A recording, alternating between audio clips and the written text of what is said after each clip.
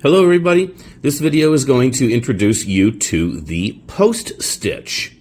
Now there are some people that will argue the post stitch is not actually a stitch, it only describes where you're going to be placing the stitch on your project. Personally, I love the post stitch because it is so versatile. Just modifying where that post stitch sits in your project will take the tone of whatever the design is in your pattern that you want. So, for instance, we've got a couple of swatches here that I've made with different designs. This is just, the slant or angle of the yarn going up at a 45-degree angle right there. This one is a pattern that I call the rails pattern. It looks like a couple of rails on a railroad track is all. And if you look at the project itself, the post stitch lends itself to be very three-dimensional. Thick, where a normal blanket is just flat and relatively thin with the same yarn. This one here is a pattern that is called the basket weave pattern. Now, some people will call it the checkerboard, but the checkerboard is actually a different pattern that we'll look at in another video. This one here, I'd like to think that I made this one up on my own. This is what I call the matrix pattern, just because of all of the vertical lines that come down through here on each side.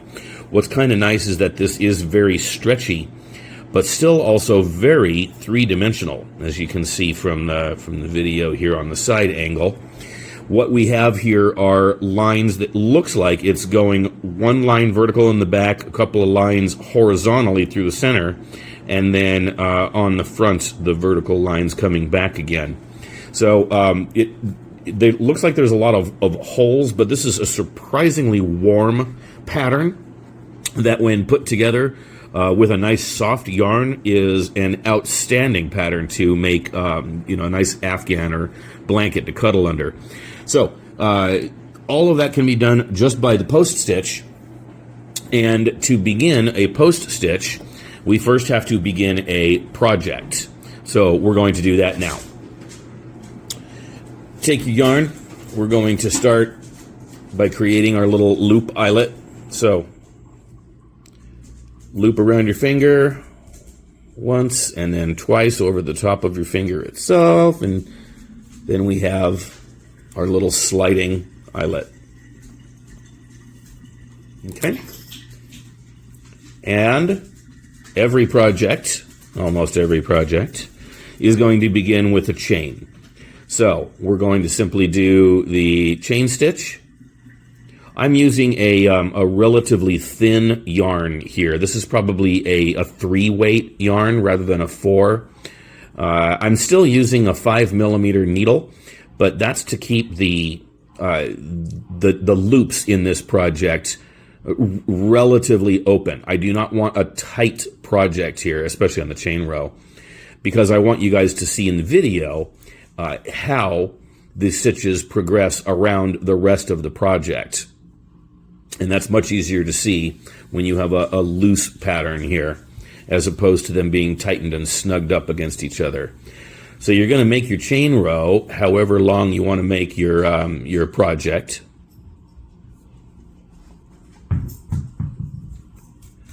And keep going for another 5 or 10 here, just for the fun of it. Okay, we now have our chain row. I'm going to make a pot holder, I have decreed, so that's the perfect length for a pot holder. Now, because there is no post in which to attach my project yet. So after the chain row is done, your beginning row, I would go back and with the post stitches, I would stick with either a double stitch or preferably a triple stitch, due to the fact that the length of the stitch itself, whether it's a double or triple, depends on how many stitches you make in it. So a higher vertical post is going to be made by a triple stitch rather than a double stitch, which is going to be a little bit shorter. It's still going to have a vertical post, but it's only going to be 2 stitches tall. So At the end of my project, I'm going to chain 3 because I'm going to be using a triple stitch. I'm going to loop the yarn around my needle twice so that I have 3 loops total. And then I'm going to come back into my project and do a regular triple stitch.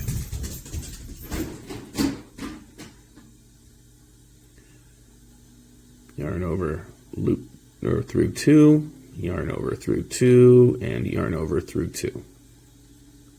I'm going to keep doing triple stitches all the way down the length of my project until I get back to the beginning. So I will join you when that has occurred.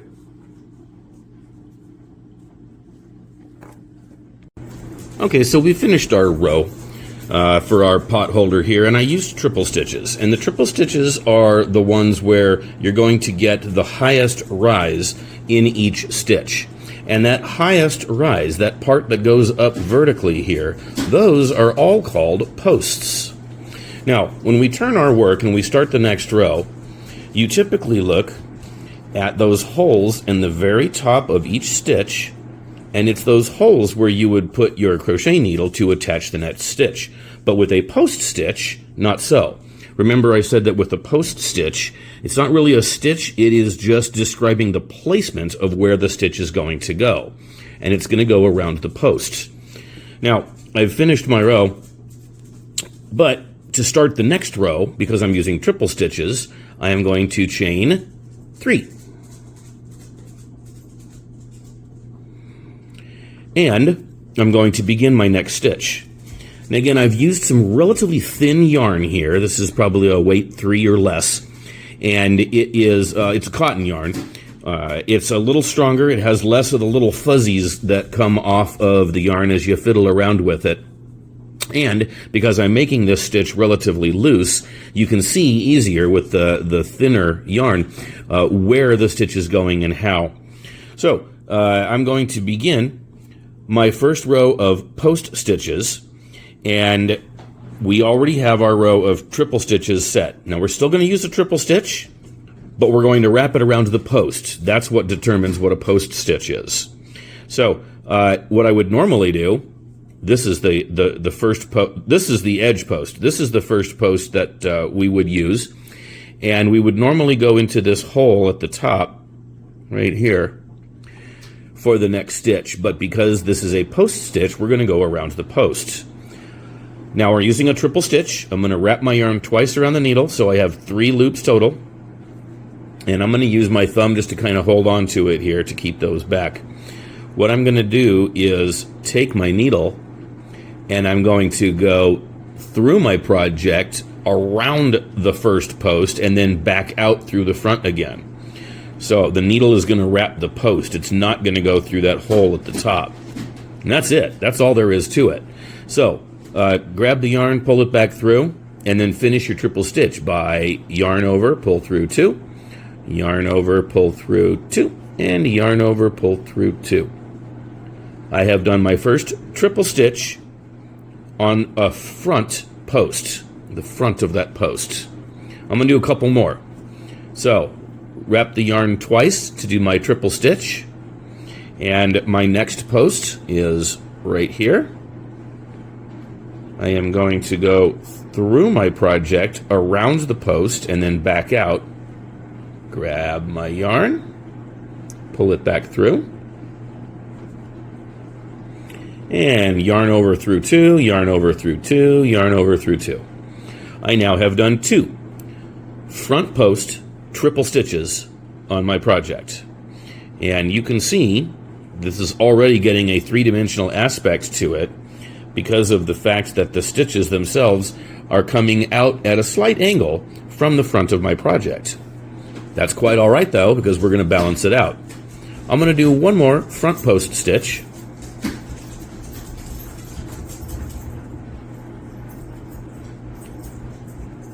Okay, still keeping my pattern here nice and loose. Each stitch is going to be a little bit looser for me, just so I can show you how this works. So that is a front post triple stitch. What happens now is that I want to balance this project. What we mean is if you do front post stitches, it's going to tilt the blanket or pot holder or whatever slightly forward towards you. And if you do a rear post, it's going to balance that back out. So I've done 3 front post stitches. Let's do 3 rear post stitches. And that's easy enough to do. We're still going to do the triple stitch, so wrap the yarn twice. But this time, instead of going in through the front of the project, I am going to come in through the back of the project, wrap that post, and then come back out through the back. So I now have this arrangement. This is looking at the back side of the project. And then finish the stitch. Pull the yarn back through. Yarn over through 2, yarn over through 2, yarn over through 2. I now have 3 front post triple stitches and 1 rear post triple stitch. I'm going to do 2 more rear post triple stitches to balance this out.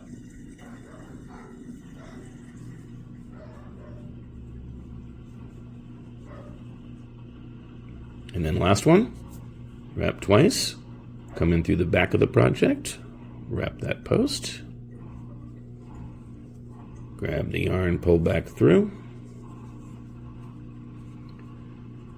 yarn over through 2, yarn over through 2, yarn over through 2. All right. Now again, don't be daunted by the fact here that this is such a loose project. I'm doing this on purpose.